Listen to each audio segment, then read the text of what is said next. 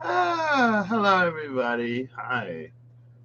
Um, so I just watched. It just dawned on me about the video where the audio got lower and lower, or where the audio, the mic got whatever, and like it got lower. Because I checked in the beginning because I think someone said something, and I was like, maybe it was Shayna, and she was driving, and she was like, I can't hear. I was like, what? And then it sounded all right. And then I guess it got progressively lower and lower and lower as I pulled cards. But anyway, today I kind of want to do a few things, I guess. Ooh, ooh, ooh, ooh, ooh, ooh, ooh, ooh. And also, Matthew, if you're watching this, thank you so much. I actually love that song you sent, "Ancient Ones" by Keenan Lonsdale. Um, yeah, thank you. Um, and Rhea, Eve, like if you've sent a donation or a gift, Steph, Starbornberg, like thank you all so much. I appreciate all of it. A lot. I appreciate it a lot. Um and so I got some treats coming tomorrow that I'm excited to get. Just as a concept, I think they're really cool. Um and so I have these two. I got the Weaver Tarot, the Journeyman and the Ascendant editions. Oh,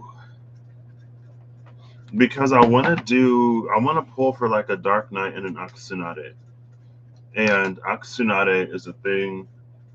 I was falling asleep last year at one point, and it came to me. It was like kusu, kusunade. And so when I looked it up in Google Translate, it came up with Aksunade, which is dawn. And I'm trying to think because I feel like I've heard dawn in Japanese before, but maybe I haven't. Let's go. Let's go back to Google Translate. I don't have my little Japanese dictionary anymore, so I took Japanese in college. I did what 3 years. I completed two, and I tried for a third semester or the fifth semester. Um, in high school, I took Latin and like all 4 years, and then I did one semester of Chinese in high school too. I love languages though. I think if I would have had time for it, I would have taken more, but I didn't. So I just want to make sure. Translates. Please Google. Here we go. Akusunare. Akusunare. I wonder if I can speak it. Download. Download. I got to download. Oh, I think I clicked the wrong button on accident. Let's see if it'll come up if I speak it. I mean, that's what I did, right? Akusunare.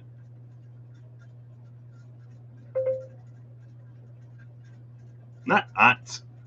Atsukunare to get hot. Not Atsukunare.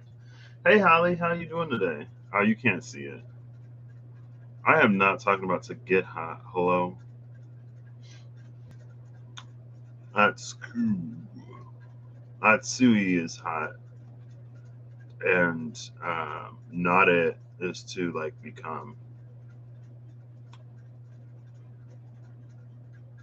Let's try again. Oops. One second. Atsukunare.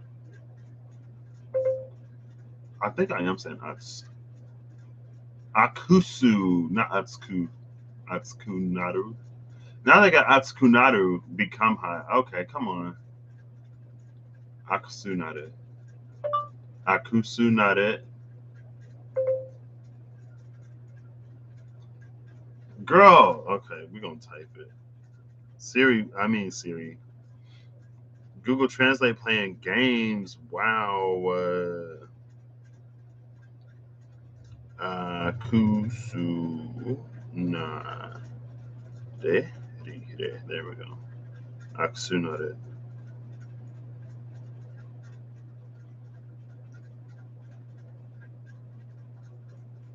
Hold up. Now they're not giving me the word. What? Y'all gonna act like we didn't have this entire conversation. Okay.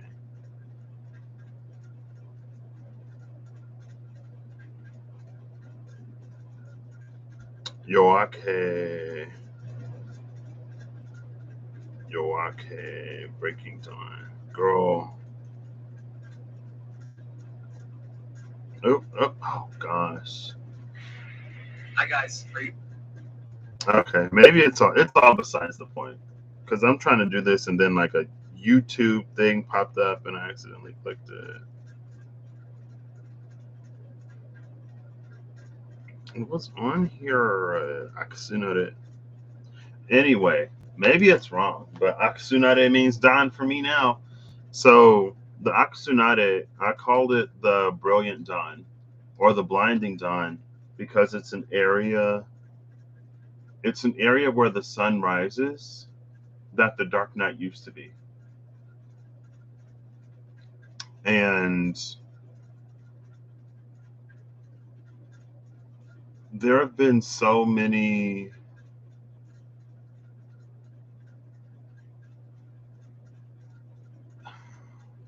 like the way that I'm wired, whenever I encounter a situation, especially now, especially now, whenever I encounter a situation, I like to think of the different things it could possibly be highlighting for me, especially if it's a difficult situation.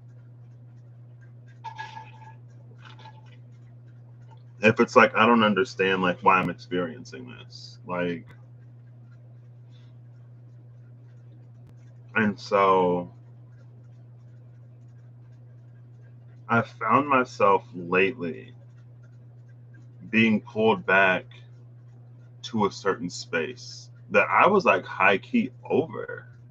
I was like, wow, like ain't giving like really no mode, like no brain, no thought, no energy, no nothing. Like, because I recognized that it was never gonna give me what I wanted, but also at the same time, and it all for me, it all goes back to the mirror portal video that Reem did with Pisces, and she was like, "What are you dependent on?" And there was something about the way that I'm like looking at the dust on my laptop now. And I'm like, okay, let's clean this up a little bit. I just like attract dust for some reason. I don't know if it's all the electronics that I keep or what. Things just get dusty. The way to dusty death. Out, out, brief candle, life's but a walking shadow. A poor player who struts and frets his hour upon the stage and then is heard from no longer. Hamlet, tomorrow and tomorrow and tomorrow creeps in this petty pace from day to day, and all our yesterdays have belighted fools the way to dusty death. Okay, anyway, that looks nice. Um, and so I actually there were some points, and it like it was so multifaceted. It was so multifaceted. There were so many different reasons and so many different things, and I think one thing that I was doing was I was so open to like anything and everything that I wasn't necessarily,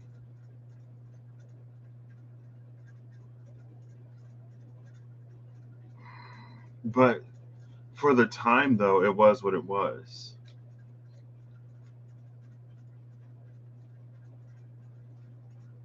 A Swiffer, I can't Swiffer my laptop.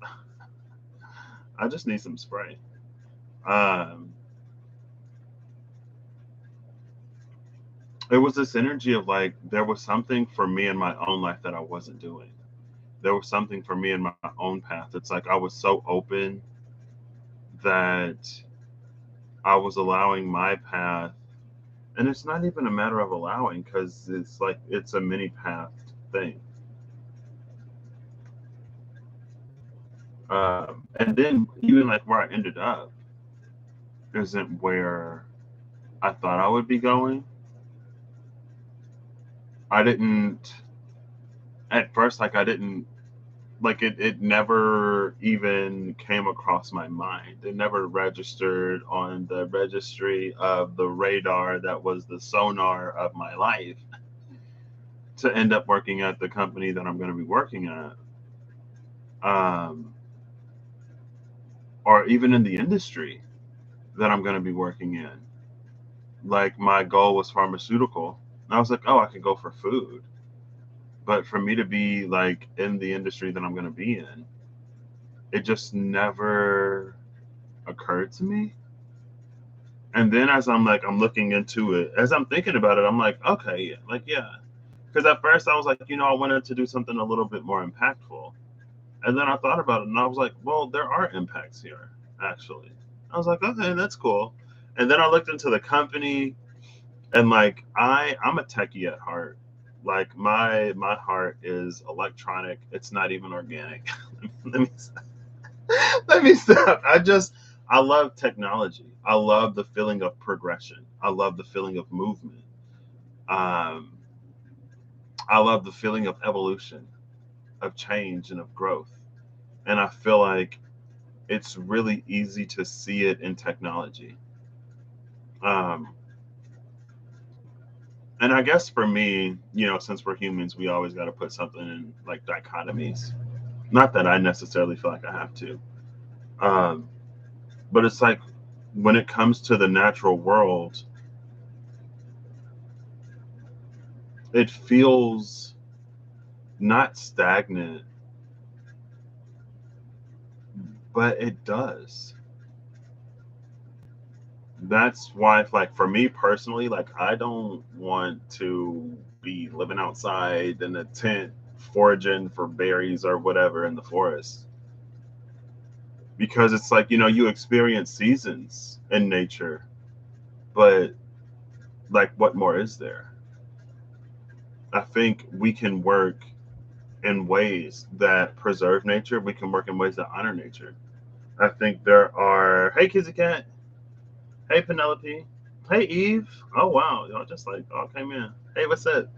Oh wait, I'm on top chat. I'm not even on live chat. Oh my gosh. Oh my gosh. Okay. Thank you, Penelope. At first, I looked at them. I was like, "Ugh, these are ugly." And then I was like, "Wait, I want them." I'm out of water. I think we can. I think It's possible to sort of balance and manage the two. Because in nature, it's like spring, summer, autumn, fall, or spring, summer, autumn, winter, spring, summer, autumn, winter, and then the different seasons you do different things, right? You may get like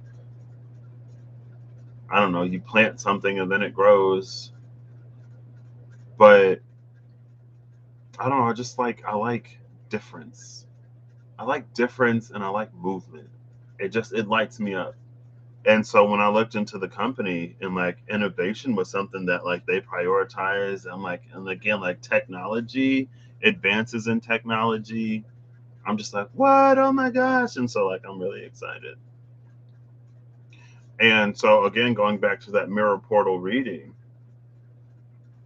what it was for Pisces, it's like, what are you dependent on?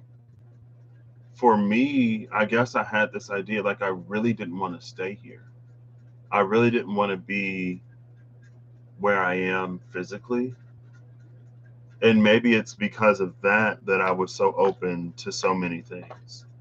And again, it feels like everything is so multifaceted and everything, at least in my mind, in my experience, in my perception, and in my life personally, everything was so multifaceted. It's like I could find 3 to 5, at the very least, different reasons why certain things in my life sort of like kept falling apart. And one of the things was, it's like it was to free me. in a way to not be so quick to leave. And I guess one of the things that I was really dependent on was like not being here. Like that was a dependency. And some like in a very like in Patrick's world it makes sense, but I feel like to say it feels like it would be weird. Um and I guess I always held the belief that opportunity didn't really exist here, or if it did, it was scarce. The location, it's just like I wanted to experience more of the world. And I'm not necessarily going to be here forever, but it's an excellent place to start. It is most definitely an excellent place to start. There are many, many, many benefits. And again, it's not that, I don't know, it's just the company I'm working for like acquired the site like last August. Everything is new ish. Everything is in a state of flux. Everything is in a state of change. Even the people who I've been, so I also, I guess, so I got the job. I got the call yesterday. I could pretty much tell after the interview in person. I felt really good about it. It seemed like they were really excited. I got to tour the different labs, so I'll be working as a microbiologist. Yeah, I did. And I got my offer letter, so I'm waiting on the background check to come back and the drug screening to come back. And so it's a September 7th start date. But I'm hoping it comes back early and I can start a little early, girl, because I'm ready. Thank you. Yeah, Virgo was like, what? I was like, okay, Virgo, y'all good. Like, hello? Thank you, Penelope. Thanks, Eve and Kizzy Cat. And hey, Shayna. Thanks, Holly. Yeah. And it felt so aligned. It felt so right. It felt like it. Um, she was, I was like, girl, she seems to be someone who's fascinated by microbiology. I'm someone who I don't like. It's like, oh, like, oh, I can't. I'm just like, it grosses me out. Some of the stuff, honestly, if I'm being real honest, is nasty. I'm like, I don't want to see like fungus and mold and bacteria. It's like, why am I doing it now professionally? Um, but yeah, there were so many different reasons why I didn't want to be here. And I think in a way, because I was so open, because I didn't really know, because I didn't want to be here, I feel like there were some energies. It was kind of sort of like jumping on the first thing. And it wasn't, but I kept getting sort of asked the question of what do you want to do? And I would never be able to come up with an answer. I didn't know. I didn't like what I wanted to do was like I wanted to work a job that had impact. I wanted to be within my interest area. Like I didn't want to be in like whatever. Like my thing went, so I was originally in chemical engineering and then I switched over to biological engineering. And I was like, if I get an oil job, if I work at an oil company or if I do petroleum as a chemical engineer, I would not like it. I would not like it. And then with biological engineering, it's either like pharmaceuticals, food, or like genetics and stuff like that, or anything sort of related to those fields. Um, and it's more biological. I was like, okay, that's cool. But yeah, I didn't foresee an opportunity here. And I think had it come like last year, maybe even at the beginning of this year, maybe even a few months ago, I mean, I wasn't even looking for opportunities here, honestly, until very recently because I didn't want to be here. I didn't want to stay here. And it opened up. And there's also been like other growth, other healing, other maturation that's occurred. And for some reason, randomly, it's like I feel my heart. I feel my heart pulling me in certain directions or a certain direction. And I feel like there's like a million and one reasons why I'm like, no, because I want more. But then at the same time, just like with the energy of being home and how there is already more than I knew here, like it's like, who's to say that there isn't more there?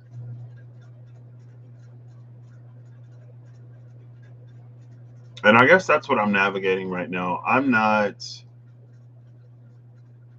in a position to take initiative in any way. And I don't think it's for me to in some ways, but it's just like it's something that's been coming up constantly and consistently. I'm like, oh, maybe it's more. Who knows? Who knows? Who knows?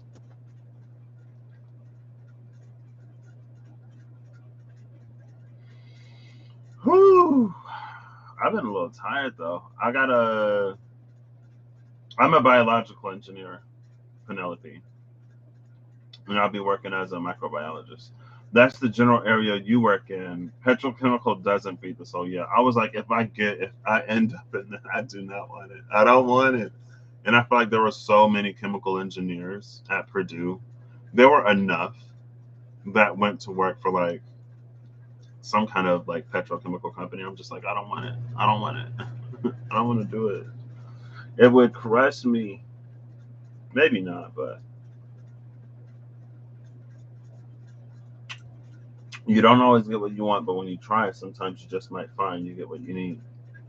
I want to get what I need and want. The trick is to align your wants with your needs, and then you're satisfied. I'm kidding. And I feel like I don't know. Like I feel like a lot of the same. Hold up! I just remembered that my little pen fell, and I want to find it. Because they can't keep up with you. Oh Gemini. God! All right. So to give you another one. Carissa said they can't keep up with you, Gemini. So if you got Gemini in your chart, they can't keep up with you. Flavor Vivid, I love her. Anyway, where my glasses go? I keep taking them on, putting them off, taking them on, putting them off. Is that Torin? Hey, Torin. Yeah, and that's like, because I know like Texas is like booming right now. Like there are so many opportunities in Texas in the chemical industry because of well, you said it because of all the big oil and stuff, the gas. But I'm like Texas is high. I don't want to be there. I don't, Penelope. I don't know of Tyrone Hayes. Evolutionary biologist and super dope. What? Gemini made you cry this morning. Oh, girl. Are we allowed to know what you're reading right now? Is it Rainbow? Is it because you just did the Elvin messages, and then you did Sweet and Sour, and now you're working through the days.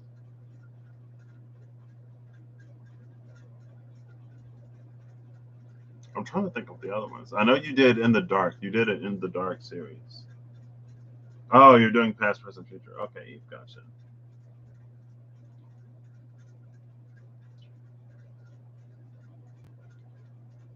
You're a Sunday baby too, Shayna. I'm a Sunday baby. Oh my gosh.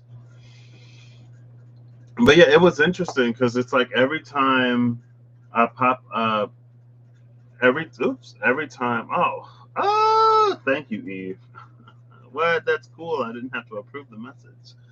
Um, every time it comes to work or like actually applying for a job or accepting Like, I think this was actually the first thing I interviewed for since I started looking. I did have to rework my resume, so that helped a lot. Hey, Christina, how are you doing today? Yeah, I figured, Penelope. Energy bear. Um, you're waiting for Saturday, baby. Oh, well, I think they're going in order. I'm watching the Wednesday baby tomorrow because my mom's a Wednesday baby. Um, what was I saying? Yeah, every time like I went to apply for something, like all of the anxiety, all of the self doubt. It's like, oh, I'm not good enough. Oh, I won't be able to do it. Oh, I'm nervous. I'm nervous about this. I'm nervous about that. And it came up a little bit this time, but it was just like I'm not gonna let this stop me. And she was like they're hiring fast. So it was like, don't wait on this. And I was like, I'm not gonna do it. Um, and so I guess I feel like I've given my eyes time to adjust. And maybe that's also the thing about Akasunade. It's like when the sun first starts to rise, that first bit of light is like, whoo, like it's really bright. But after a minute, after a second, your eyes will adjust. And then you can like, be not as affected. Well, I guess it depends on how dark and deep the night was and how long you were in it. Because sometimes it's a period of adjustment. And I guess even for me, because Akasunade came out a year ago. It was last year, maybe like the end of July, maybe. Actually, I can search. I can search. Woo-hoo. Shout out to the YouTube Studio app that lets you search through your own videos. And I've been getting used to it this whole time because it was even like a month ago or a few weeks ago. Like I would talk to my friend and he would like hype me up, and then I'd be like, "Yeah, I'm gonna go out and I'm gonna apply for everything. Like I got this." And then when it would come time to actually do it, I was like, "Oh no, I don't want to do it." It's like no, blah blah blah blah. Akusunare. 5 months, 6 months.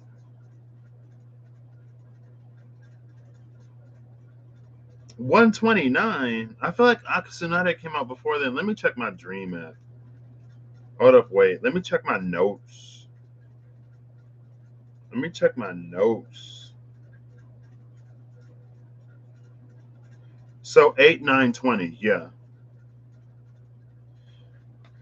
So I guess this is the note that I took when I woke up. The things that we shine light on are the things that continue to shine, Kusunare. And then I looked it up in Google Translate and I found Akusunare and it said it was dawn. The things that we shine light on are the things that continue to shine. And so if we don't shine light on certain things, then it's like they don't shine. But anyway, Saturday was the most intense. Oh my gosh. Now I'm going to just watch all these.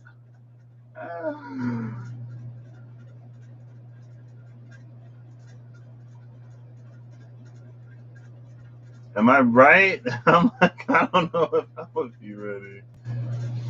Everything's just fine. Oh, I don't know what's going over here, Christina. I'm just talking at this point. Saturday babies are born ready. I love that. I'm the Sunday morning baby. Not early, early, but earlier than I woke up today. I'm kidding. Um, but yeah, so that was what, 8, 9? I said 8, 9, right? So that was a year ago. August 9th, 2020. Yeah, a little over a year ago. I got that, and it's been a period of adjustment the whole time. And I've been aksunating in different areas, like when it comes to community, because I had experienced what I had experienced before. I was a little bit resistant. You woke up at 4:44 this morning. I am glad. to not be waking up at 4 o'clock in the morning anymore. There was a point in time I would wake up between like 4 and 5, and then like not be able to sleep until like 6 or 7. It's like I would just wake up and look out my window. Whenever I wake up, I look out my window to see if the sun is up, and the sun wasn't up. I was like, oh my gosh. What did you do, Eve? Did you just go back to sleep? Or you were supposed to be born on Monday? Oh. Shayna was on a mission. She said, I got somewhere to be. Let's beat this up. Come on.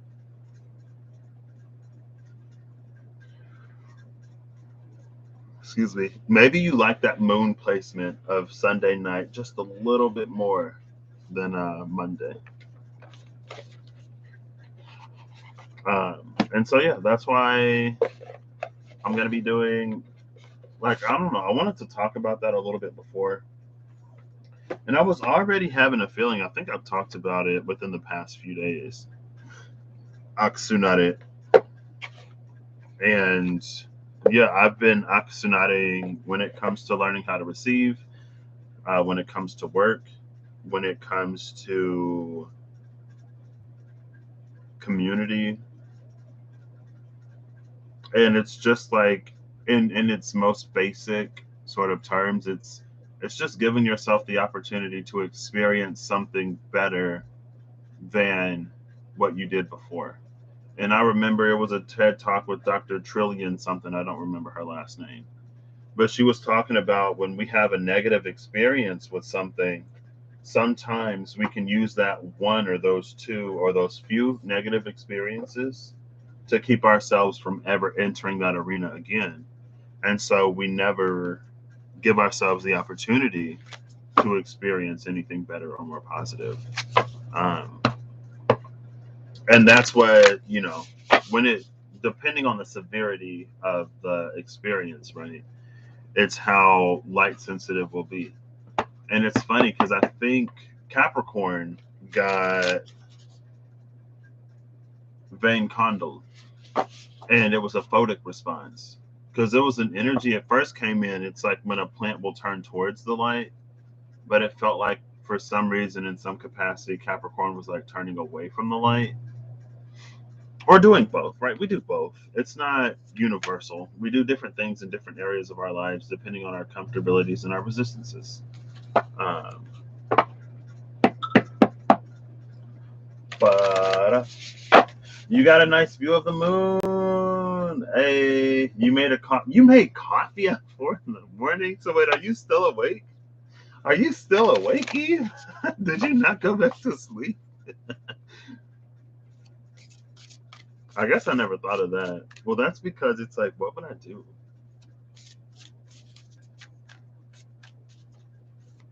I should go out and look. No. Or wait until the sun rises and go watch the sunrise. Robert.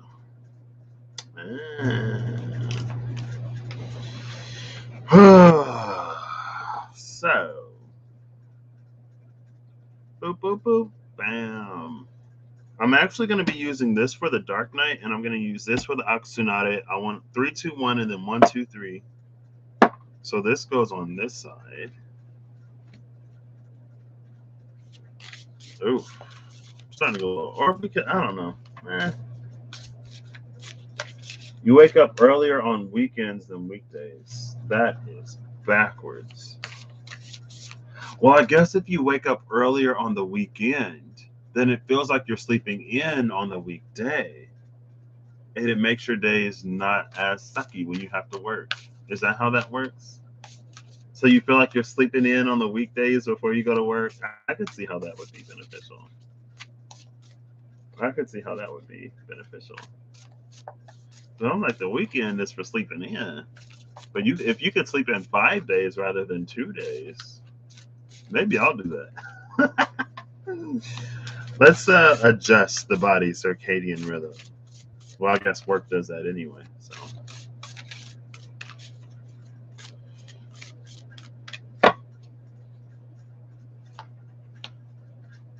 I guess I'll just do this real quick. We'll take all of them, actually.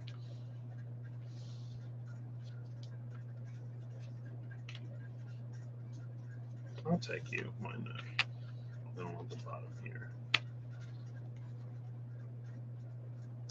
Ooh, the ruler of swords. King of swords energy. More excited to get up if I'm not going to poo-poo work. Ah, that makes sense. Like, oh, today's a day I don't have to work. It's a joyous day indeed. Look at all the butterflies in this ruler of swords. This is mental change, a change in perception that leads to something more intuitive with that moon. Or it could also be a bridging of the intuitive and the logical, where it feels like the intuitive is something that we learn to trust. And so we may not necessarily figure it out like we would like math or some kind of science, but we learn to work with it in a way that we work with math and science. But it feels like a relationship that can only be built if trust is there. And that's the thing about, or at least for me as a reader, that's the thing about the King and the Queen of Swords. Although they are like really logical and rational and stuff like that, like cerebral, they also understand the things that they don't understand.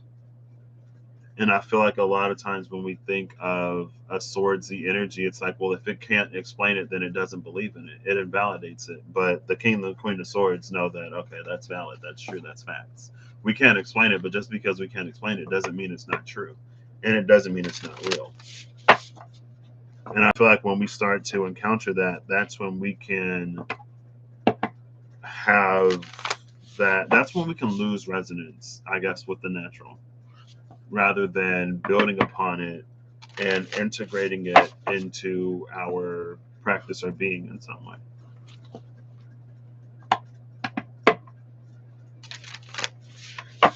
That is an interesting question, Torin, that I do not have the answer to. I'm sorry. How can I help a Leo friend that I love with self doubt and self mistrust? I feel like Leo, when it comes to self, that's the thing about some Leo energy can be really tricky, I guess. It's that like a Leo who externalizes because of an internal lack, a Leo who puts on a show, who puts on a performance, who roars to be applauded, rather than being self assured and then just naturally being in their energy. I don't know. I guess love. But maybe you can find a more solid answer somewhere else. I have no clue. Because I feel like with other energies, encouragement might work. But especially for one that's as externalizing as like Leo, just energetically, it feels like what it does is it starts to use that as a replacement. And then it acts more and more and more. It gets bigger and bigger and bigger, louder and louder to get more of that reinforcement, more of that encouragement, more of what, again, it's lacking inside. Um, and depending on your relationship with that friend and depending on how open they are to the to that, you may encounter some resistance. I wish you all the best. Yeah, and that healing is for them to have.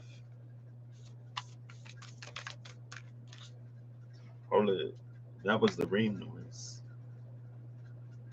Ream. Ream. Glad to hear it.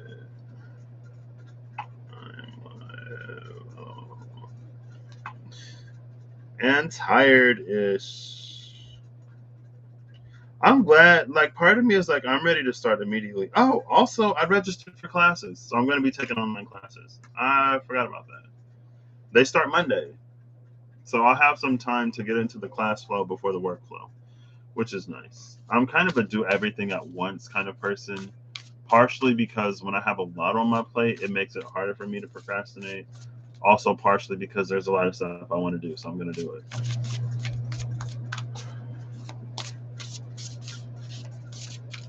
Yeah. No problem for it. Yeah.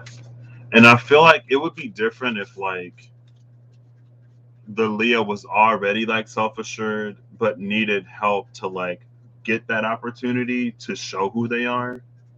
Then, like, that's something that you can help Leo with. But I feel like it gets tricky because then it's like, I don't know. It just feels a little bit beyond me. Oh, hello, Reem. How are you today? How are you today, Miss Reemy Healings? Okay, let's go. Oh, wait. There we go. So this is going to be the Aksunare. And the reason why, at first, it just felt like, at first it was like, oh, the light is going to be light and the dark is going to be dark. But it was like, no. I feel like the dark night is the light because that's what we look for. That's what we need.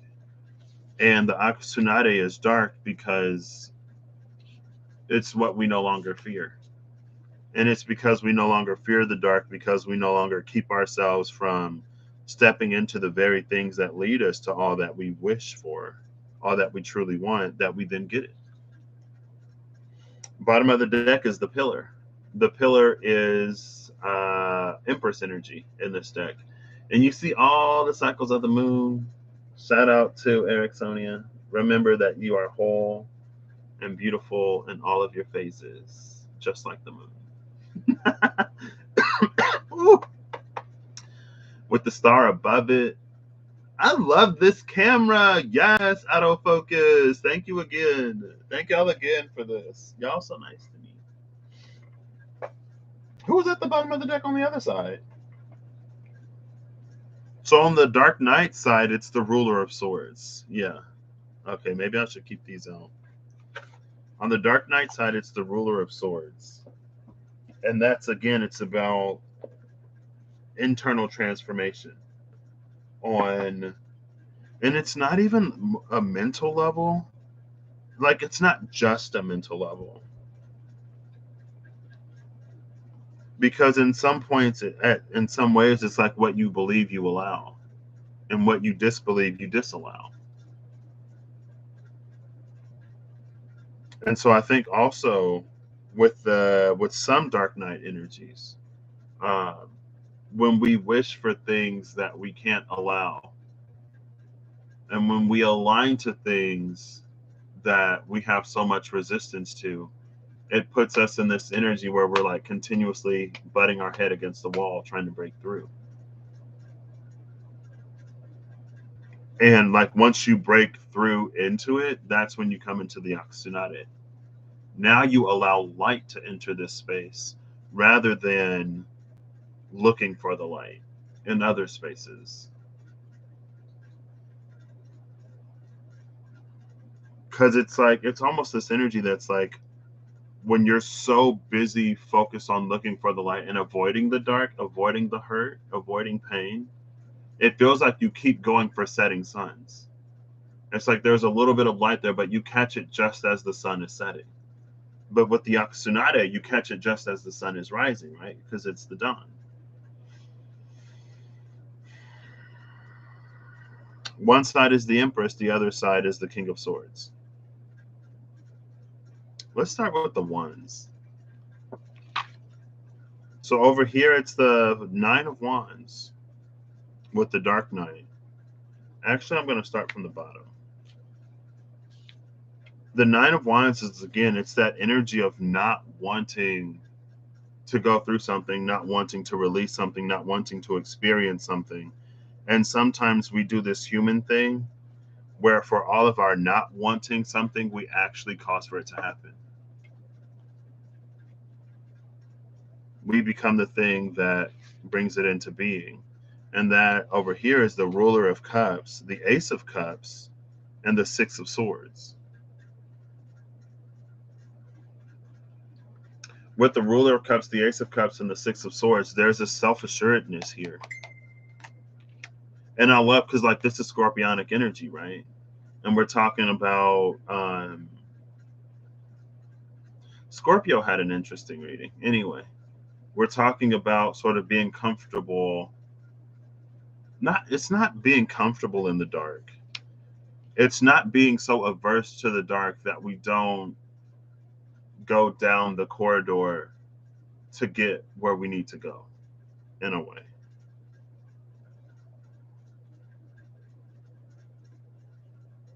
And then the Ace of Cups, it's this brand new opportunity to experience something emotionally on Earth, to experience something energetically on Earth, to actually experience tangibly what it is that we desire to have, hold, or feel. And then with the Six of Swords, I feel like there's an energy here of like no longer speaking against it.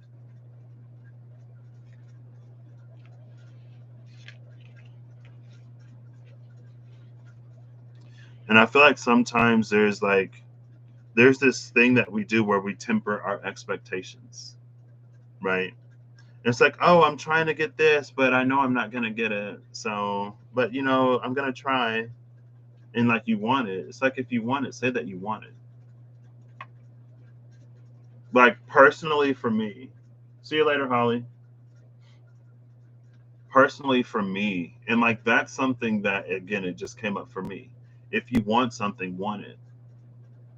If you want to experience something, say that you want to experience something. And that's why even as through some strange and magical and majestic twist of fate, like I'm experiencing growth and expansion on my channel. And like the donations that I've received have helped me in very real ways. So thank you. But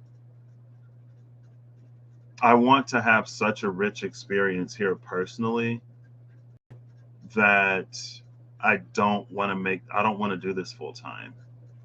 And I don't want to be in a position of doing this for a living. Um, just because I want to experience other things like muggling. Like I am ready and willing and wanting to muggle. I want to have a career. I want to build something physical here in a way that we typically do. And I feel like it's all about sort of allowing people to go where they desire. For some people, they would love to be in the position where they could do what they love full time, where they could like, I don't know, stream full time, YouTube full time, create full time if you're an artist. And some people like me, some weirdos, I guess. Like I used to like want a cubicle job, like to have my little cubicle with my calendar and the pictures of my family, and I log in and I see the same people every day. And then you go to the water cooler and you're like, how's your weekend? How's the kids? Like that's always been something I've desired. It's always been something I've wanted for myself, for my life. Um, I don't know. I blame my Uranus and Neptune and midheaven and Capricorn. Um, I don't know. Like I get excited by office supplies and stuff like that. Like back to school season is my favorite season. Back to school is probably my favorite holiday before Christmas. Before Christmas. Like back to school was. Like what? New supplies? I don't have any Virgo in me. Ready to muggle, yeah. And so how does that play into this? Where was I going with that? I don't know. That's just something for me personally. I forget where I was going with that. I think I went a little too far. I'm bringing up stuff you hadn't thought about yet. Yeah, and like that's I don't know. It's just been like in the totality of my experience. It's not that I don't want to do this. Like I want to also have this space, but I want to be able to have like I don't like I want a full experience. And that's why for me whenever it comes to certain lines of belief of like returning to center or reaching the 0 point or like eliminating duality or like reaching a certain like the yogi monk meditating all day every day in a monastery somewhere level of enlightenment or whatever, like I don't want that. I don't want to reduce or diminish any of my experience down here. I want to have a full experience. Now I don't want to be miserable. I don't want to do all that. Like I would love, okay, Bream, talk to you later. Keep flowing and going. Hey, going with the flowing and going. Um, you love back to school shopping and getting new clothes and pencils. Yeah, I was more excited for the pencils than the clothes, but and I feel like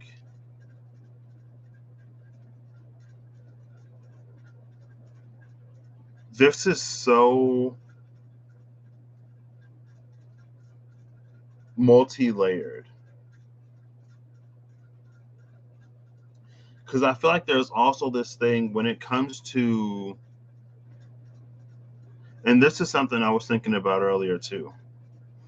When it comes to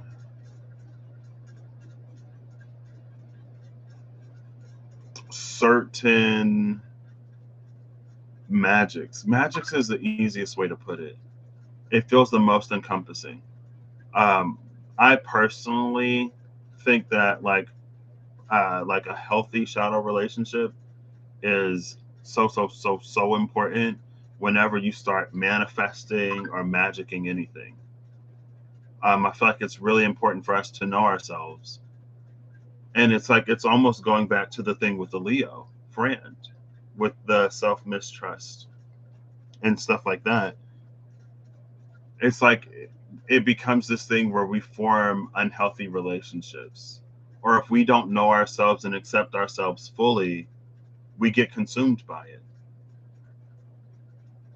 It's like if you can manifest love, then you never have to grow into someone who is like capable of holding it and giving it and participating in the exchange.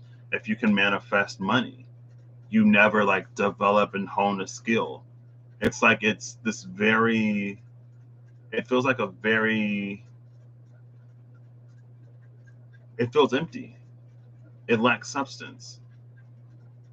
And also, if there like are doubts and worries and insecurities within us, it feels like it makes us easy prey. And that's like the thing about fairy energies and like stuff like that to me, and especially on like who you're working with and how you're working with her in like a lot of different things.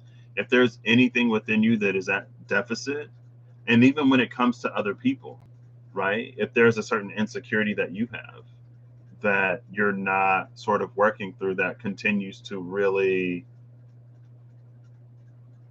just like knock you all out of alignment. It's like if it takes one word for you to completely melt down, then it's just like be careful of sort of where you go. Because the higher, I guess it's like, it's almost the higher you rise, the higher you can fall. But I don't know, it just feels like it could turn against us really easily. It's a very slippery slope. Thank you, Eve.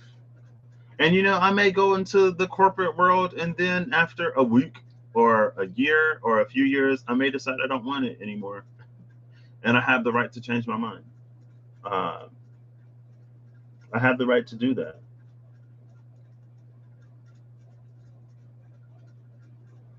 Yeah, exactly, Christina. And I feel like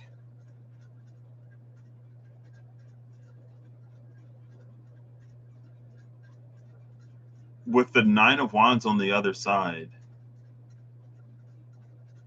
it's something that has like so many rules and regulations and it's so restricted. It's like the Nine of Wands in this deck, like we're trying to get to the Four of Wands behind the Five. It's like we're trying to get to that Four of Wands. Where is it? There it is. We're trying to get to that Four of Wands, but it's like we get stuck at the Five.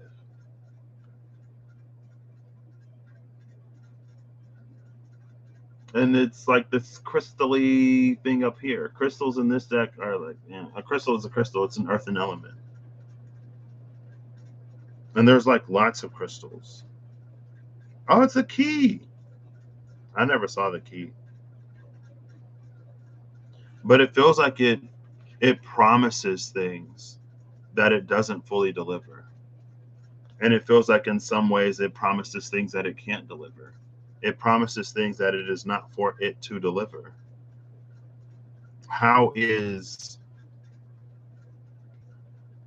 something that lacks substance going to give substance in a way?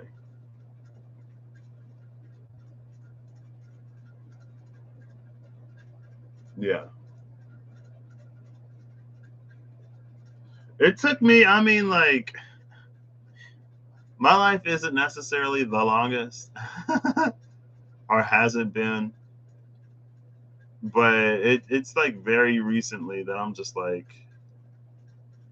25 for me, it was an age I didn't want to live to see, honestly. But 25 for me was also when stuff started to turn around. And there was like old voidy dark Patrick. It was like, well, he didn't want to live to see 25. So the rest of my life is mine. Old shadowy dark Patrick that was like depressed and miserable all the time, that wanted a way out. Even when he didn't want a way out, he was just like, it'd be easier to not have to. It's like, I guess in a way he got what he wanted because the rest of my life is mine. And I'm glad that, eventually I started to get it together. Eventually I reached the point where I wanted more. And I wanted more enough to do whatever I needed to do in a real way, in a way that's sustainable because it's substantial. You can't fill a void with, I mean, I guess you can't fill a void with material things, but it's like only something of substance can do that. It's like how a light can cancel the darkness in a way, where it zeroes it out. And then from that 0 point you can build off of it. Oh, thank you, Eve. Thank you.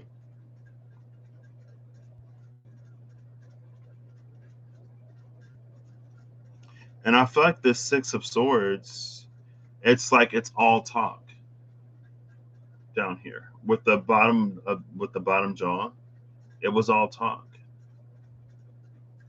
And again, it's a realization of the interconnectedness between the elements of earth and water.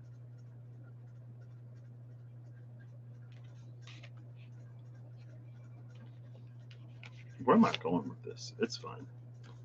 So next is the Six of Coins and the Seven of Swords. So yeah, as I was talking about this Nine of Wands energy, all the things that we do to really avoid. And it's like, we're human, so we can get really creative with avoiding things and thinking that we're doing things, but in reality, we're not doing things. We can also get really clever with trying to find loopholes and ways of getting around certain things without really having to do and address it. But again, it's this energy of like, if you give nothing, you get nothing. If you take an easy way or a shortcut, you get something that's half done. Hey, Gia. Oh, we come in when we're supposed to. Yeah, and I'm sure some of it'll loop back in some way or another.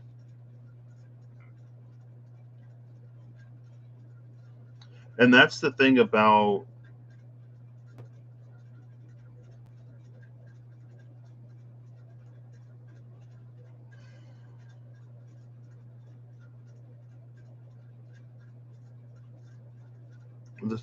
what?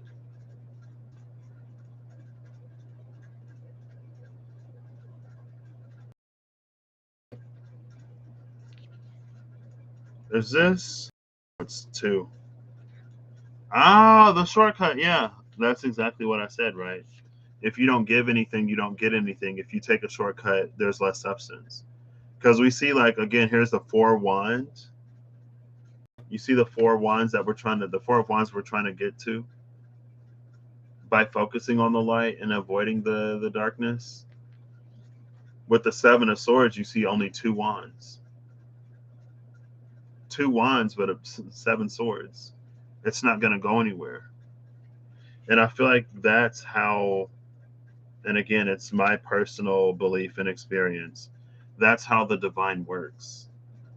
The divine, it fills us and it leads us to more things that fill us. It adds substance, it adds weight. It gives us the ability to call in and it gives us the ability to work with. But, and like, that's also like when you take in hurt and pain and trauma, like when you factor that into the equation again, it's like it's very understandable why we seek some of the things that we would seek in order to circumvent and get around actually going in and healing that and working through it. But it's like the divine it'll like actually it'll give us that healing in a substantial way. It'll teach us how to move in substantial ways. It'll connect us to things of substance. And other things, it's very like topical, it feels like. It's very surface level. It's very like, I'm going to eliminate your worries and concerns in the moment, but not do anything to take care of the actual problem. And when you don't take care of the problem resurfaces. And when the problem resurfaces, you go back to whatever is topical. And it creates basically an addiction cycle. People can be addicted to spirituality. People can be addicted to new moon, full moon cycles. People can, like, we can form addictions to anything. And this is an addiction that it's like it stems from a desire to not face something, a desire to not go through something again. But by not facing it again, it's like we allow it to continue to rule us. If you are one word, one situation, one whatever, from everything that you work to build and establish to fall apart,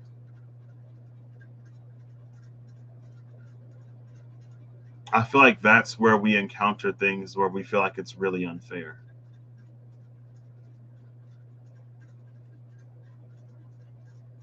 And so when it comes to self love, when it comes to us giving ourselves the best opportunity we have to living a whole, fulfilled life where we're less volatile and where we can more easily anchor and root ourselves in the better of experiences without them being as easily to sort of like take away.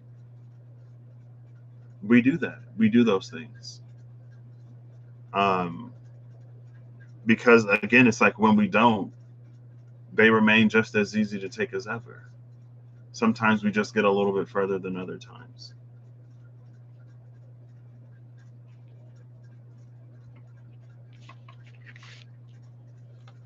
Over here, it's the Ace of Swords and the Fool.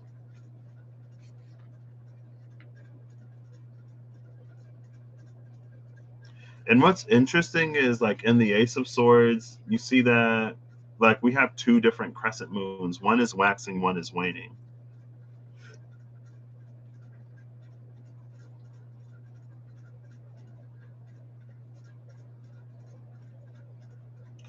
This, I guess both of these, they remind me of the Virgo reading in the runes. And it was an energy where it's like by the end of it, it's like the needle isn't magic, the thread isn't magic, none of the base materials are magic. What's magic, like the magic lies in the person doing the weaving. And that's why, in some ways, it's like if we try to replicate what others do, that came out recently. It was in the Mystical Dream Tarot, and I think I used those for Pisces. Pisces was rough. It was rougher than I expected. Um, but it was in the Two of Cups, I think. It may have been in another card, but it was an energy of like when we see what someone else has, and when we see what they do to get there. It was in the Dream Carrier in the Empress energy, and the Empress is here in the pillar at the bottom of the deck on the oxygenator side. Um, it's like it can be really easy to see someone else's creative process and try to mimic that, but what you don't see is like everything that transpires internally and everything that has transpired within the life of that individual in the past, because the magic isn't in the cards that they pull, it's not in the decks that they use, it's not in any of the rituals that whatever, it's within the person. And there's ways that we can hone intention, there are ways that we can increase and add to our abilities, but anything multiplied by zero is zero, and anything multiplied by a fraction is going to be a fraction of what it was. If you're not at least at a whole one, it's going to give you something reduced.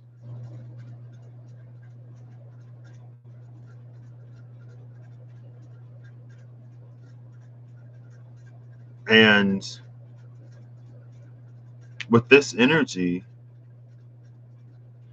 it was this. I was like, why was I going there? And the hilt of this sword, we see that the thing from the Alchemist. And it's funny because the Alchemist came out recently as an emotional bleed. And when the Alchemist came out as an emotional bleed, it came out with the title card. So I wasn't allowed to see how, like, what the source of the bleed was or how it affects anything, right? And then the Ace of Swords came out, but what's here is the Fool. And this is interesting because I had a Zoom night with Reem last night, and at one point I was just pulling the runes, and the runes came out with the story of how almost of how mankind lost touch with magic. And it was at the advent of a lot of modern religion, because it almost felt like before that we were in tune. Before that, it was like an environmental sort of feeling, an environmental sensitivity to the energy that's around us. But with the advent of a lot of modern religion, it took the moment and it pushed it up into a different dimension. It put all of that in a space that we're more disconnected from than we are here. And what it did is it actually introduced a lot of resistance to our natural processes, to our natural, ethical, moral, um, sensitive, feeling, perceptory. It's like it dulled the senses in a way. It introduced a lot of dependency on things above us and outside of us. Some of them made us into the eternally damned and unsavable, the eternally unworthy, while at the same time speaking of how incredibly loved we are. It gave us things to operate by, and it gave us things to fear. It gave us things to accept, and it gave us things to reject. And throughout history, although a lot of them, if not the upper majority of them, speak of love for others, we weren't able to feel it. And it's so wild historically and even modernly, especially, with some things coming to the light, how we can treat other people and not feel anything. Or even worse, how we can treat other people and feel justified. Or even worse, how we can treat other people and get some form of pleasure out of it. Like everything that connected us to the earth and to each other was taken, it was stripped, and it was all put into heaven or whatever. My knowledge of other religions is extremely limited.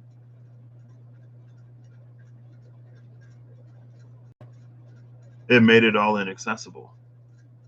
Now there are all these rituals that we have to do to access what we are taught is already within us naturally. Now we go to others to hear the voice and to learn and to be taught rather than us learning to hear the voice within ourselves and following that. Because what's for you is for you, and what's for others is for them. And when we all do what we're supposed to do, when we all do what we're guided to do, then everything functions as a whole. There are people who love boring corporate jobs like me, and there are people who don't.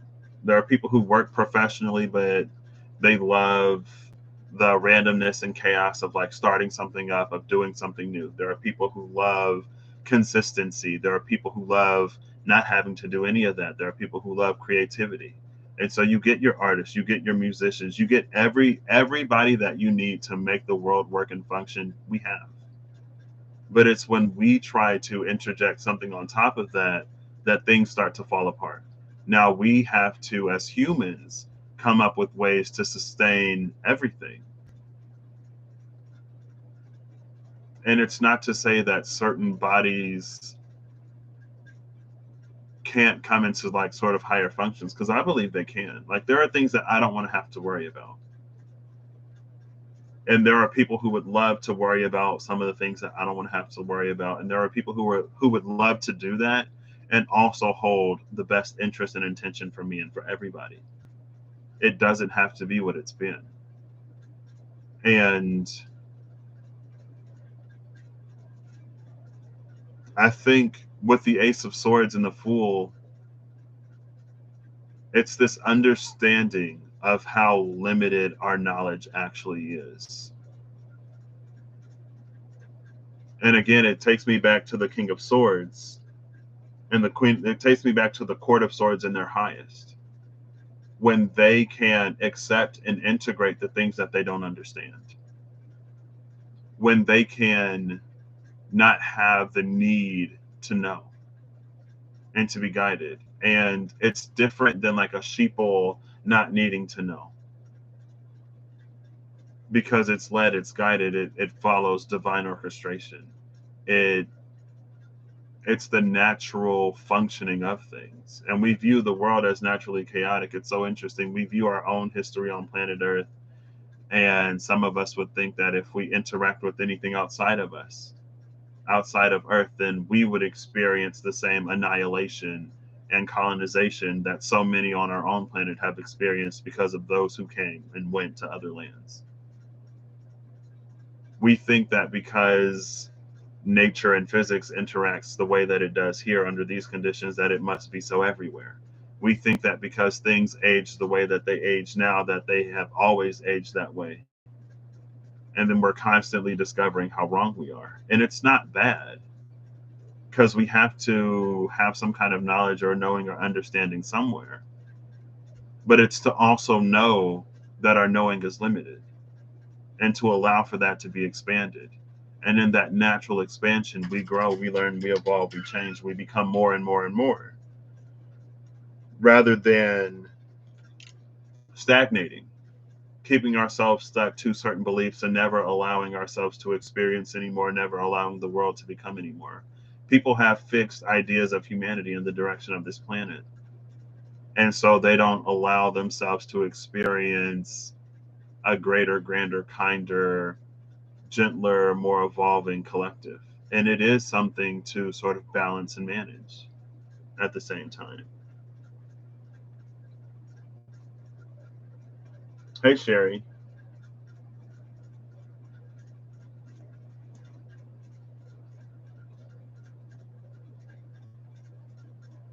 And it's funny because like I didn't necessarily think I would talk about this. When I was talking with Reem last night, I was like, I'm not gonna talk like I was like, well, what these rooms saying? I'm not gonna talk about this on my channel.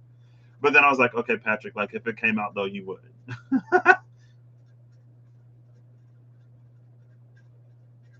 And it's like that's how we discover things.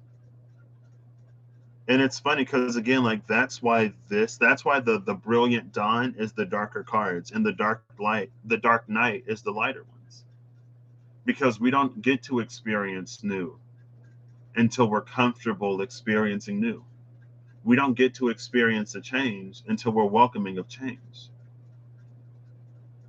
How can we ask or manifest, expect so much more while at the same time cling to everything that we already know and believe when we don't allow room? That's South Node in Sagittarius, North Node in Gemini. It's an opportunity to expand rather than to hold on to everything that we believed in the past. Because when the South Node was in Capricorn and the North Node was in Cancer, it was an energy of like the foundations and structures were built the way that they were built intentionally. We have long outgrown a lot of the things that we continue to abide by. And we know that in a lot of ways. But we continue to sort of go and flow with them anyway. We continue to try to sort of force things out of systems that were never built to give us those things. We continue to try to get apples and oranges from potatoes and tomatoes. And we will develop our sciences in a way to allow us to do that rather than going and getting the seeds and planting them, rather than shifting to a different location, rather than moving. And I don't know. So much of it, I feel like it's this energy where we think we have to go back, but it doesn't feel like we do because we're going forward. It's what we do in the now that creates opportunities for a different tomorrow. The things that we would never do, the things that we would never say, the things that we would never entertain. And like that's sort of the difference between the dark night and the brilliant dawn, the Akasunare. Because we no longer allow it to stop us. We no longer cower in fear for long enough. We know it's like that. It's very the what was it? The Eight of Swords and the Nine of Swords that came out literally as soon as I got the Tarot of Dreams. We resist, we block, we withhold until opportunities pass us by completely. And then in hindsight, we can recognize it for what it was. In hindsight, it's like, oh, I should have did this, I should have did that. But the thing is, and again, in my own personal experience, every time it's like, oh, I should have done this, I should have done that. But when I get the next opportunity, I would do the same thing. I would let it go again because I was triggered, because I didn't feel whatever enough, because I never gave myself the opportunity to be more and to prove to myself that I can be more. It's like mentally, spiritually, etherically, I know that I am so much more than what I physically experienced and more than who I appear as in my physical experience. I know that I'm more capable. But whenever I was encountered with the choice, I wouldn't take it. And maybe some of it was like, well, am I actually as capable as I think I am? Am I afraid of finding out that I'm not? And honestly, there was so much freedom that I didn't want. Especially like after I first started to really live a life that was less restrained by the traumas and the hurts and the thoughts of the past. It's like there's so much choice. Like I can literally go anywhere. I could literally do and be anything. Like how am I supposed to choose? It was easier when I knew that like I didn't want to be this, I didn't want to be that. When I had 1,000,010 different things that I would not allow. For whatever reason, life was easier. It was simpler. I didn't have to think as much. And it wasn't that I traded one system of limited and limiting beliefs for another system of limited and limiting beliefs. It's not that I handed the reins over to a different master, or that I cut certain strings to allow other strings to form and attach. Sometimes we experience different physically in a way that we don't sort of recognize it as similar energetically and spiritually and emotionally and spiritually. I already said that. Did I already say mentally? And we don't see it until we're deep in it, until it starts to play out physically how it was playing out those other times. That's when we start to see and recognize and be aware. But that awareness is there. We just want more without wanting to have to do too much more. So we take that risk, we take that chance. We take those leaps of faith to get more of what we've already been getting. But when it comes time to take leaps of faith to go beyond and to get more, that's when we get scared. That's when we get nervous. Going for what's comfortable, going for what's immediate isn't going to get you anywhere that you haven't already been. And it's easier said than done. But that's why the journey is about doing and it's about becoming. A lot of it is active in a way that we spiritually view it as passive.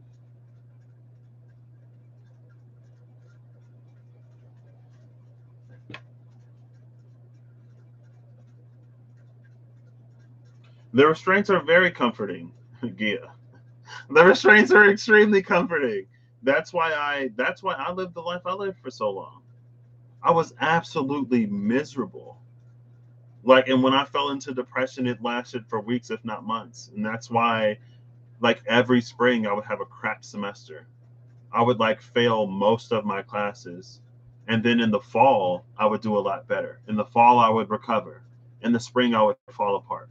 In the fall, I would recover. In the spring, I would fall apart. And then if I had a fall where I fell apart after I fell apart in the spring, that's when I performed poor enough consecutively to be dropped. I was dropped from Purdue. I mean, it took me how long? I started in 2011. I was supposed to get my degree in 2015. I got it in 2020. And I knew every single time, it's like there are things that I'm not dealing with. Like, I know why my spring semesters fall apart. I am keenly aware, acutely aware, and I don't want to deal with it. I don't want to go there. And if I got to take this staggered approach to finally get where I'm going, that's fine. And it's like, it's not because I wasn't capable. It's not because classes were difficult. It's like I wasn't going. Like some like springs, it's like I would go to class. It was like literally one year, I didn't even make it a full week. And then when I went back to classes, it was like what, around spring break. So eventually I reached the point where I was like, okay, like it's time to actually start facing these things. And for me, I only reached that point because I had to. If I wouldn't have had to face the things that I had to face, I don't think I ever would have did it. I would have kept coping. I would have kept doing the back and forth, stumbling, whatever. But I was forced to face it. And it's funny, like for me, it was related to my eyes. I have retinitis pigmentosa. It's uh, it's a genetic, and it's funny. Like I have this genetic disorder, but no one in my line has it. And it's like maybe my grandma had it because she had cataracts and stuff like that. But it's supposed to be like super genetic, and we can't find anybody. It just randomly manifested in me. And it was exactly the challenge that I needed. It's like it reached the like I coped with video games. It reached the point I couldn't even play games anymore.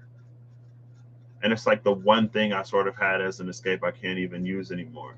And it was like, well, have you tried this mode and that mode? Have you tried assistive technologies? And it's like, no, I haven't tried assistive technologies. Because if I get help for it, that means it's real. If I acknowledge that it's impacting me, then it's impacting me. At least I can pretend like it's not. And one thing that comes with it is reduced night vision. And so in the wintertime, like after, like basically, in the autumnal equinox, before the days start getting like noticeably short. So like from November to like what, March ish, when it's like it's dark for most of the day, I was depressed. I felt like I couldn't do anything because I couldn't see anything. I felt like my life was limited. And when I looked into the future, it was literally dark because I was blind. And it's like, well, I don't want to be a burden on people that I love. I don't want to have someone take care of me. I don't want to find a partner. I don't want to find love and then one day be the person that they have to take care of. Like if I really love somebody, I wouldn't force them to sacrifice their life to be with me. And then it's funny because now it's like the experience that I'm living is so, like, I feel like my sight is better than it's ever been.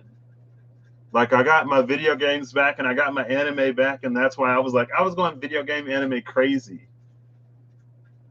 And it's like never in my wildest dreams that I think that my sight would return. Never in my wildest dreams that I think I would get a license and be able to drive again, like comfortably. And it's like none of that happened until I was forced to work through everything. And that's like going back to what I was saying earlier. It's like I realized that sometimes things happen for many reasons. There are many, many, many things to be gained from certain situations. And it's almost like once you learn everything, or once you learn most of the things, or once you're committed to whatever that was going to teach you, you can be released from it. Now you get to experience everything because you don't need the lack of that experience to motivate you.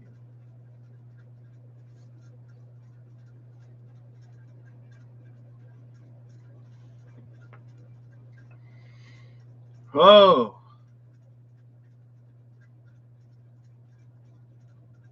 one second, let me read.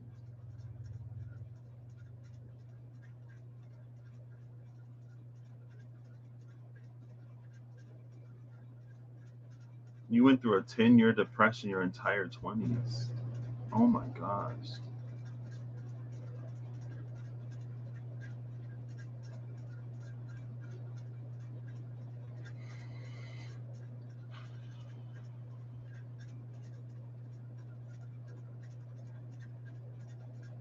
Yeah, I think it does too, Penelope. I'm so glad I'm here to experience this, but I'm so glad that you're all here as well.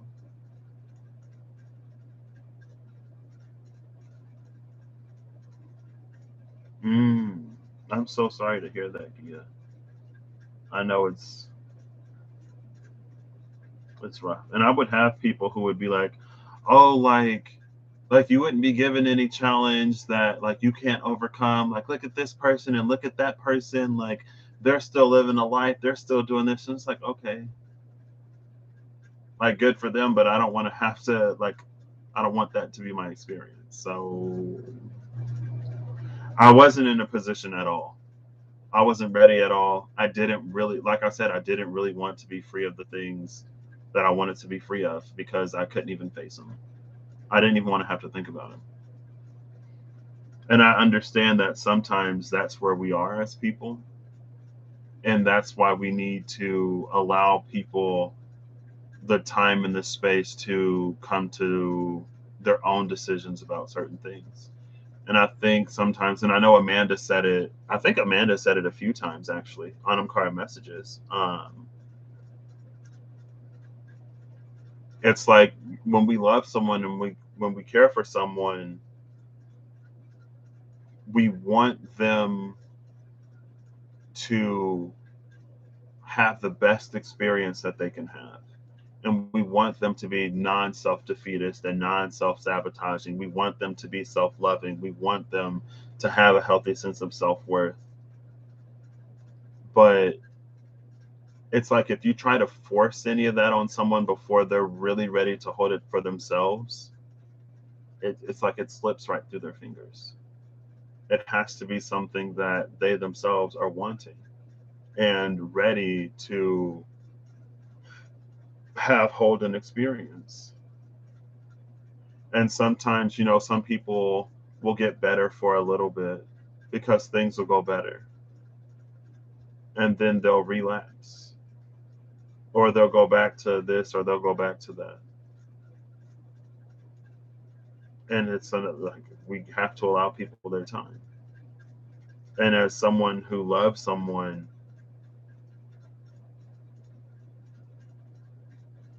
especially like someone to see someone like work against themselves,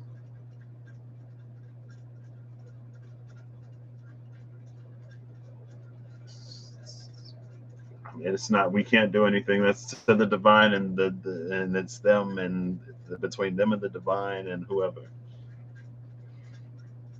Yeah, that's another thing too, Sherry.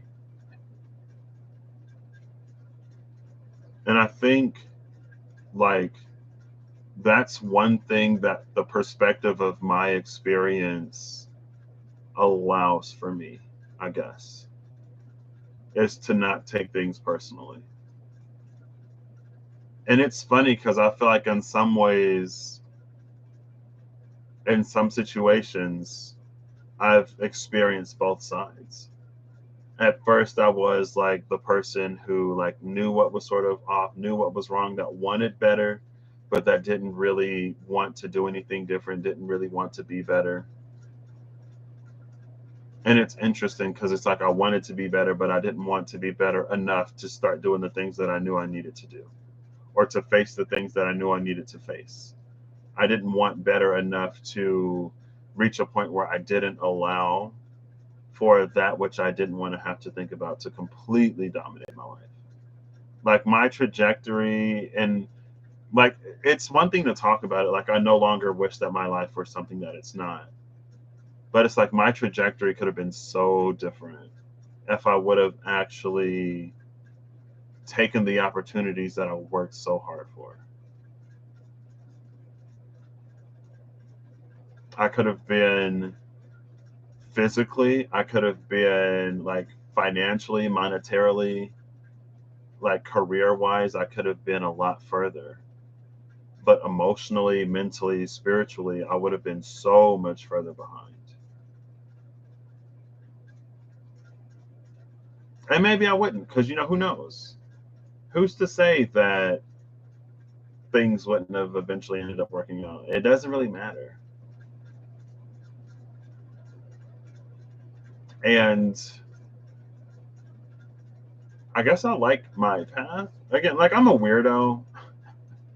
I look at everything I've been through in my life and I'm like, you know what? Like I'm okay with where I am. I'm proud of where I am and I'm excited to do more. I'm excited to actually experience the life that I never thought I would have and to experience connection in ways that I never would have allowed myself to. And it's like I've had moments and experiences that I'm just like, what? Like I went to London, and going to London for me was like I had never left the country. Like I made a friend, and like that's the like with this friend, like I was the person who like that friend couldn't help. And I remember when I finally opened up to him, like he broke down. He was like, two of some of the people I'm the closest to in my life are going through these things that I can't help them with. And I was like, oh, it's fine. We'll be all right. We'll figure it out. And we have. We did. But it's like now, in some ways, I got to experience sort of being on the other side.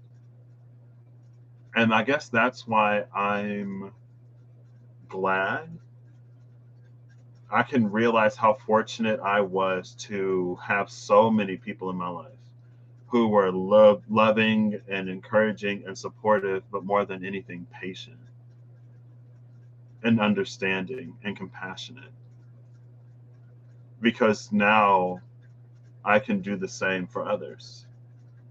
And being loving and patient and compassionate doesn't always mean being like, it can mean different things, right? It's like that tough love type of thing sometimes. I don't know. I don't know. I don't know. I don't know. Let me catch up. Let me read. No problem, Kizzy Cat. I mean, it's like at this point, I feel like I've experienced, I don't know. It's because of like, because y'all have been here, I guess, as I've been open and vulnerable and as I shared. And again, like I've been fortunate enough to not have people in my life who use my vulnerability against me. I've been fortunate enough to have people in my life, again, who were like compassionate and patient and caring. And so, because I've experienced that, I don't have a belief that every time I'm vulnerable or every time I'm open, someone will use that against me. Someone will take advantage of me. I very much so realize and recognize how blessed I am to not have that experience, to not have that extra resistance when it comes to being open and vulnerable, because I know people who that is not the case for. I know people who experienced a lot of manipulation and abuse when it came to their insecurities and their vulnerabilities. And because of that, that's why I like I say like every that's why it's so easy for me to validate experiences. And I think and for me personally with the Ace of Swords and the Fool, for me, like I understand that there are things that I don't know. There are things that I haven't experienced. There are fights that I'll never have to fight. There are battles that I'll never have to sort of like experience and go through. There are ways of perseverance that I'll never personally have to sort of go through or build up because those weren't my experiences. Because even on my journey, like I started intentionally my spiritual journey at the exact same time that one of my other close friends did. And we've had the love and the compassion and the space for each other since the beginning. And because of that, I don't view the journey as something that's lonely. I don't view the journey as something that you have to do by yourself. And there are people who are going to come in and go out, and that's just the nature of the game. You're going to be by yourself as you ascend and as you evolve. That's a belief I don't have to work through because it wasn't my experience. Because I experienced the opposite, in fact. And it adds so many layers onto so many things that it's almost like it wouldn't make sense for me to judge anybody. And I think sometimes maybe I come off as a little cold or a little harsh in some ways, or I might be a little triggering people happy, but I at least I do my best to never hold judgment. And I feel like that's something within the past few years, especially, I've had the opportunity to get to learn. And I've had the opportunity to soften in those ways. Because I feel like it's really easy to be like, well, like, why would you hold that belief? If that's a belief that you hold, of course, that's going to be your experience. But sometimes we have experiences or we have beliefs because of said experiences. And again, like, especially down here, it's this energy, or maybe even overall, it's this energy of allowing ourselves to experience something that runs counter to past experiences, but maybe even like directly opposite, like diametrically opposed experiences, like night and day. And what we have to do inside of us to get ourselves to a place where we're open enough to actually witness it firsthand in our own lives when we've seen and experienced so much before. And it's not easy. But that's another reason why, if we don't do something of substance, if we don't do something that actually uproots us and plants us in something different, everything will sort of be more or less the same. Maybe a little less bad or not as terrible as other things, maybe better than whatever. But again, if we take a fraction of anything, it's not going to give us all that it can give us. And when we can be whole and stretch beyond that, that's when we get into like twos and threes and tens and twenties and millions. And when you multiply something by that, you get much more than you put into it. But again, it's like, it's when you come into the territory of more, you have to be more. It's the easiest way to say it. It's the easiest way to say it. Okay. I was like, I'm up here trying to catch up, and then no problem. I'm glad to share. You can relate to Sherry with the site.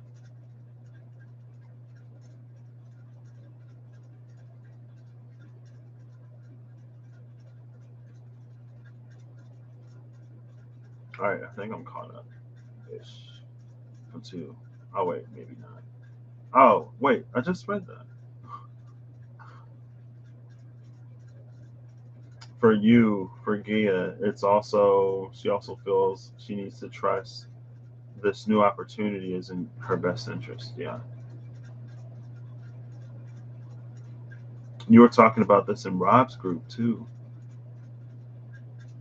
You came here as a salty misfit just to roll with the punches. Yeah, and that's one of the, it's very hard, Torin, to watch people go through that.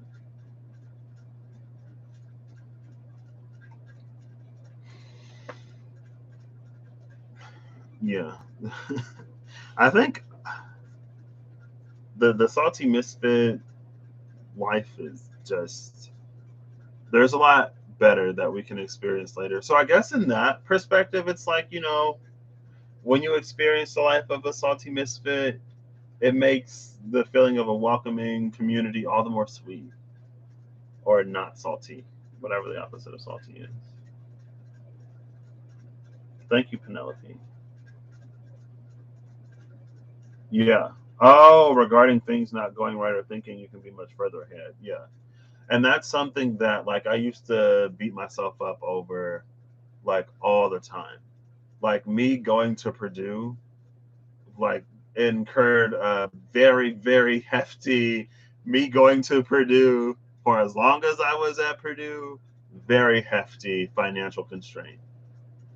And the original plan was to mitigate that by doing like co-ops and internships and off semesters to help pay for tuition and to also be building experience so that by the time I graduate, I would be like workforce ready, ready, ready. But none of that happened.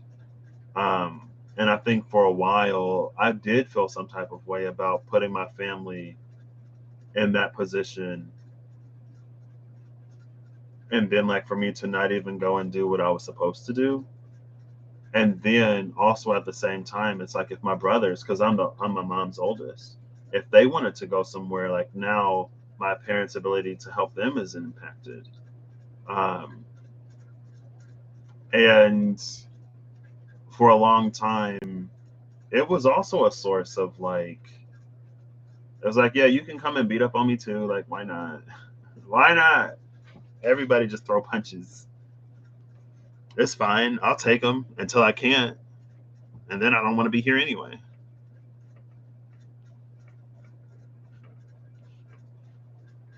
But eventually, I came out of it. So, salty as in weather, then yeah, sometimes cynical. Oh, I could be people. Some, they're mostly like funny, mostly, but some people call me like petty Pat. They're like, oh, petty Pat. I'm like, if something ain't right, it's not right though. But anyway, yeah,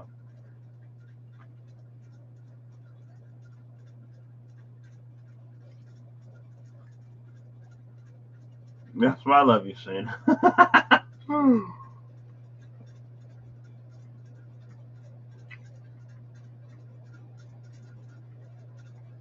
What? Because it got to be friend? Okay. I'm drinking my favorite beverage, which is dry roasted peanuts. So what lies at the top of this, or the bottom? Ooh, the sun card, which is gorgeous. The sun is gorgeous if you're looking for it. If you're in the space of a dark night, the sun is like it's something that's great to hope for. Or at least for me personally, like happiness was a trigger. So the sun would have triggered the F out of me. And I would have went way darker. Because it's like I don't want to go there. But maybe for you it's different. The seeker of coins and the nine of swords.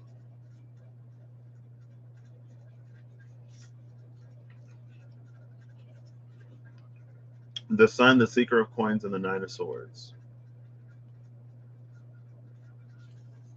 Yeah, I was gonna say Eve, if you're still here, Eve.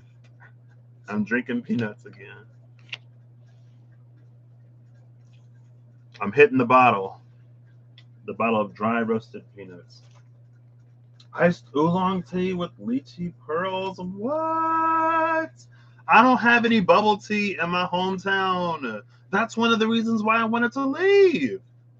I live in a culinary wasteland. We ain't got no Indian food. We ain't got no bubble tea. I don't have any of the comforts that I discovered when I had gone into the world. Actually, though, there's a Japanese restaurant in town. I wanted to see if they have ramen, and if they have bubble tea, I would love it. I would love it. No problem, Sherry.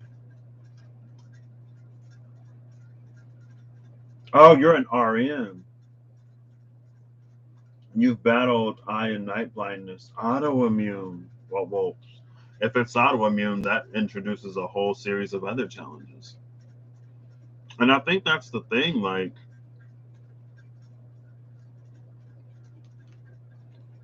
I think sometimes we can play like trauma Olympics. And it's like, oh, well, you didn't experience what I went through. You didn't experience this. You didn't experience that. So, yeah, it's easy for you to be healed and it's easy for you to do this and it's easy for you to do that. And it's like, we all live on earth. Even if things are going well, even if you were born into a fortunate series of circumstances and you ain't have much to worry about in some ways and terms, I'm sure life gave you something to worry about. I'm sure life gave you something to work through. But chocolate cake, what? Ooh, let me go get me some cake. I got some honey bun muffins yesterday. I got me a little bit of sugar. It was terrible. It tasted so bad, but I ate all of it. I ate all of it. Oh, okay, welcome back, Eve. Oh, you're trying to intermittent fast. No. What? What? Peanuts and Coke. I'm just drinking them straight from the little peanut thing. This nondescript bottle of peanuts. I didn't know you put them in Coke. Okay, let me try to wrap this up because I got to go to the restroom.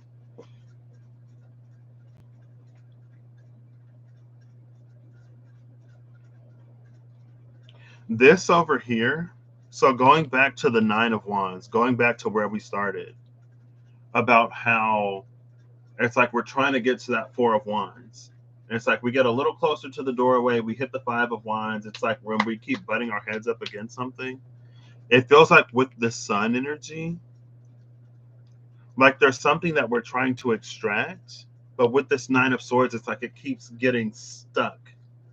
Like there's something over here that it couldn't be freed.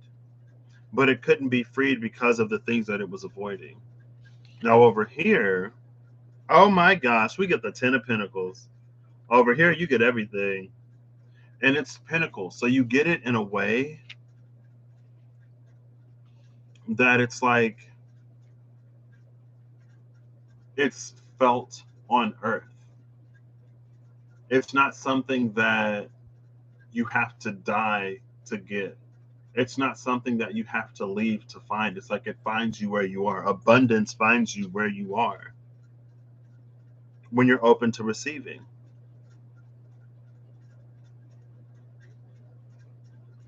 And I feel like with the wand and the nail in the coin, it's supported by your actions.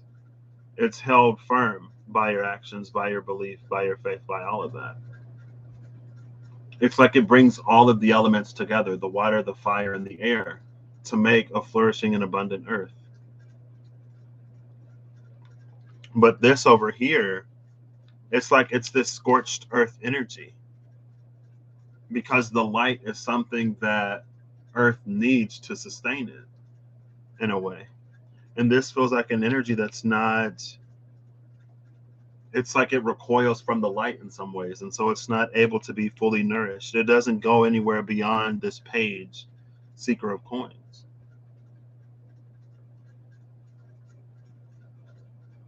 The key is here. And the key was in the Nine of Wands.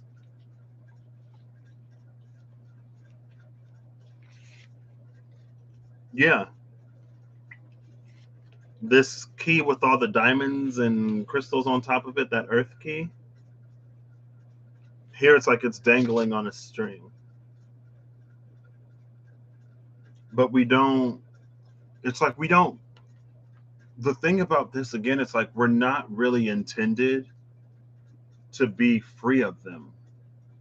With certain systems of belief, it's almost like we develop a dependency on them rather than like integrating it and now being free, now being more having an experience. It's about establishing a certain reliance and dependability. That's why this key, it's held trapped between this bubble. And honestly, this coin in particular around the key, it's feeling like Gananga Gap. It's feeling like the void. It's that thing that's inaccessible. It's this other place we have to reach to now experience better here. And it's not to be so earthly focused and so materialistic that whatever. But this is something of substance that actually influences and impacts your like lived experience while you're living your experience.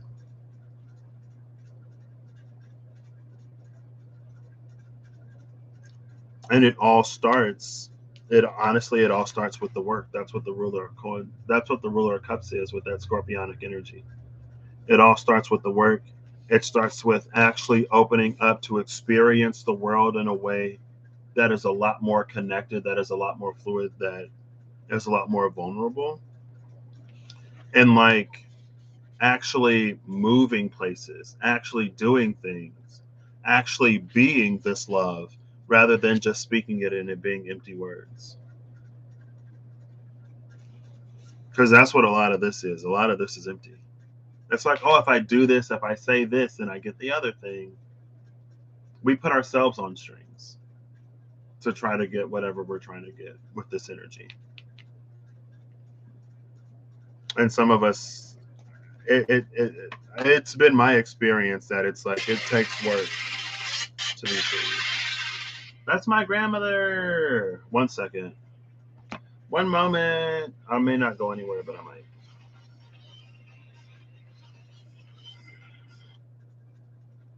Hello? Hello? I was asking you what you was doing, or if you was doing anything today. I forgot you was working a funeral.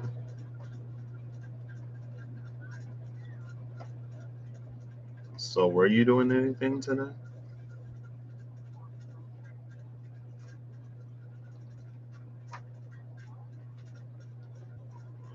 I guess if you already out there, then you don't have to come get me. All right. Well, I'll be ready. Yes, ma'am. Love you later.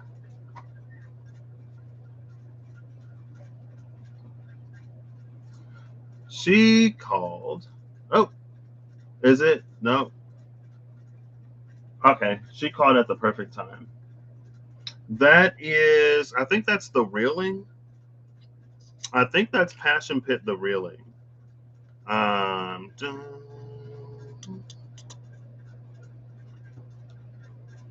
we dug these holes we crawled into. Now they're my own. Oh my gosh, that's so funny.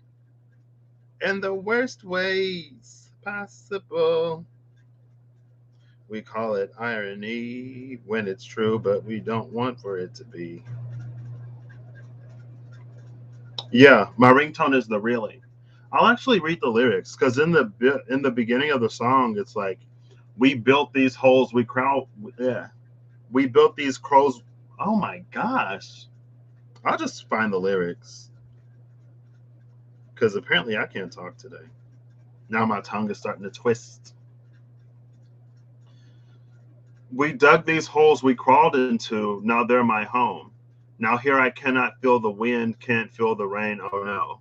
And I believe in gentle harmony. Well, how I loathe all this obscenity. Is this the way my life has got to be? Have I a single opportunity? Look at me, oh, look at me. Is this the way I'll always be? Oh no, oh no.